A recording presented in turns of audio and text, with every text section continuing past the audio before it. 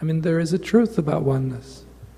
And what interests me, if you like, is that this truth used to be only accessible on a kind of spiritual, mystical consciousness.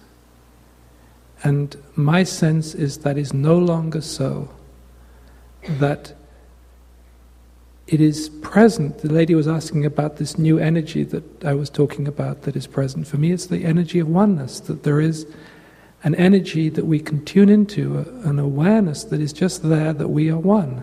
And you see this in many, many walks of life. You don't have to be spiritual, you don't have to be a mystic, whether it's on a, say, global economic level or whatever. We are one family. The way humanity responded to what's happened in Pakistan just now, that shows that we are one. It's not a concept of oneness, it is a whole living body responding to a need. I can be much better, of course, and there are many, many needs that aren't responded to.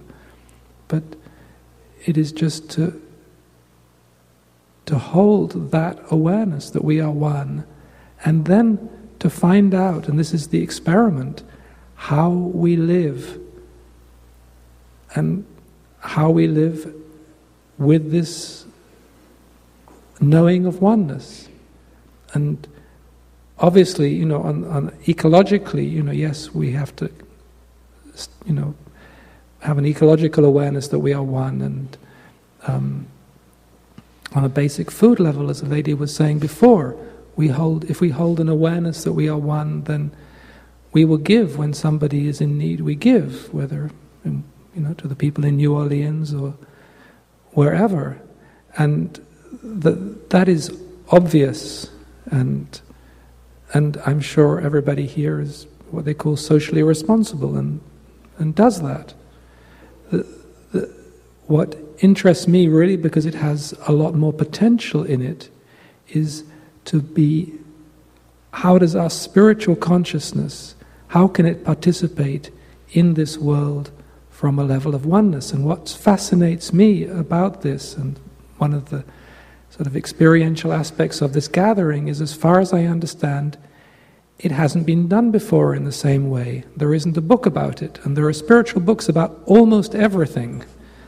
Okay, a lot of them were in Tibet and got burnt, but I can assure you, the spiritual people, particularly mystics who say you can't write anything down and you can't say anything, have been writing and saying about it for hundreds of years, and almost every aspect has been written down.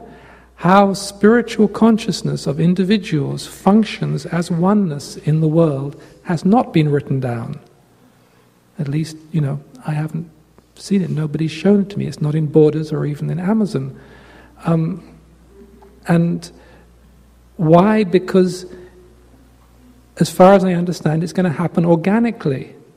Because it is life recreating itself. When life reaches a crisis, it evolves. And traditionally, it jumps a level of evolution.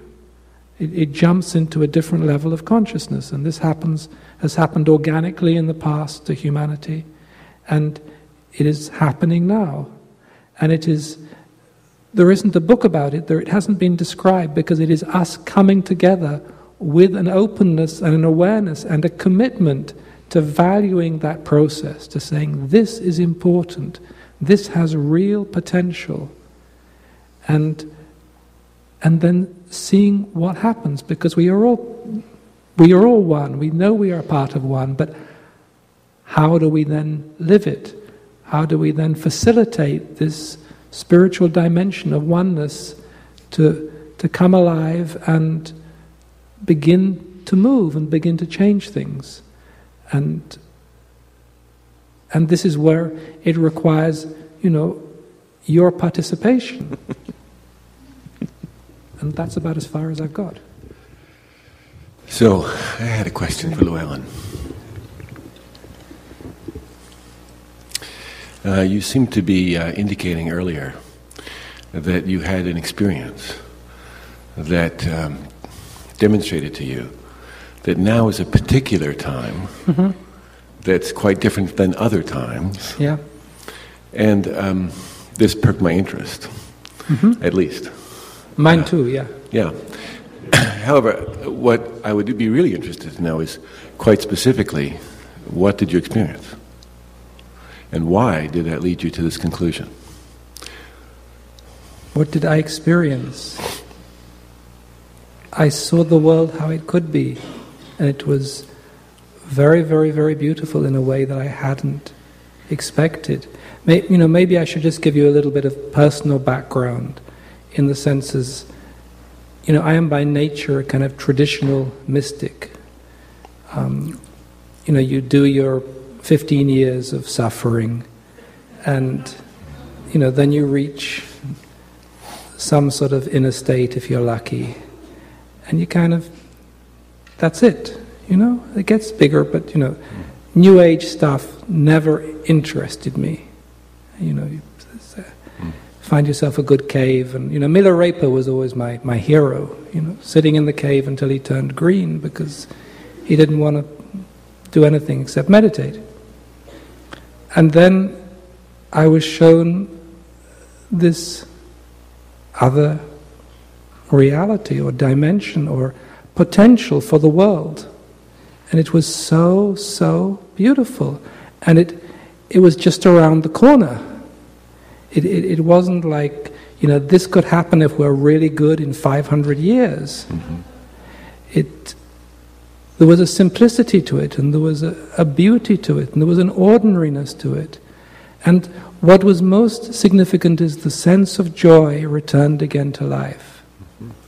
And when I experienced that, it made me aware of how we have lost that. We look for pleasure as a way to kind of stimulate ourselves in life. Mm. But joy, which is something completely free, which actually when I thought about joy, I thought, what is joy? And I realized joy is what happens when life comes from the source. When you're really close to the source, it's why often children have this quality of joy which we lose as adults, because their life energy, their life force is right there at the source. It hasn't been polluted or corrupted. And I saw also in this way that there was a way that human beings could get on together that wasn't revolutionary. Mm-hmm. It didn't mean it would be perfect. This plane of existence will never be perfect. It's not meant to be. There have to be problems here that people need to evolve and to grow, and there have to be difficulties and conflicts, because that's part of the nature of this planet. But there was this quality of freedom and joy and light that was here in the world. And then I kind of sat with that kind of awestruck, because I never expected it. To tell you the truth, my older rationale is, you kind of do your spiritual duty here for as long as you need to, and then you're off. And that's your bit. You've done your bit, and you get to die, which is great, because then you go back to the light and hang out with your friends on the other side. And so you have to see that this is why it was so revolutionary for me to see that this world was something incredibly beautiful, and it could become visible. That beauty in the world could become visible. And then I was shown something else, which I'm still deeply mystified and awestruck, which was when I heard the heart of the world begin to sing. And I realized then that the last time the heart of the world sang was kind of in ancient ancestral memories, very, very deep in the memories of the world. I think there's a kind of trace of it in the Aboriginal people who map out their land in song lines. The traditional Aboriginal people, apparently, they found their way across the desert through song. Their songs... Pardon me for interrupting you. I have a habit of doing this. Yeah, me too, First of all, this sounds like a beautiful kind of realization mm-hmm. for you, and it sounds delicious and graceful and simple.